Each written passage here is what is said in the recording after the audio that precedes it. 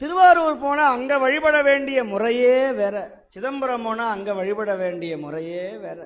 திருவாரூரில் போனால் முதல்ல தேவாசிரிய மண்டபத்தை போய் வணங்கணும், அறநெறிய வணங்கணும், கொடிமரத்தை வணங்கணும், அள்ளியங்கோதை அம்மையை வணங்கணும், நேர சுந்தரரை வணங்கணும், வீரன்மிண்டரை வணங்கணும், அப்புறம் மூலட்டானம் போகணும், பக்கத்தில் பிள்ளையாரை வணங்கி அப்படியே பக்கத்தில் 2 பிறையணிந்த எம்மான், கம்பிக்காது அழகர், கிங்கினி சாந்து பாதத்து அழகர், மான்மத சாந்து பொட்டழகர், அடியார்க்கு 1000 பொன் வழங்கிய அம்மான், அடிக்கு 1000 பொன் வழங்கிய பெம்மான், தம்பிரான் தோழர் திருவாரூர் தியாகராஜர் அப்படி உட்கார்ந்துருப்பார்.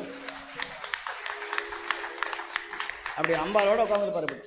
அப்படி சிரிச்சு சிரிக்காம, பார்த்து பார்க்காம அப்படி இருப்பார். நல்ல அடியார் போனாங்கன்னா ரொம்ப மகிழ்ச்சி அடைஞ்சிருவார்.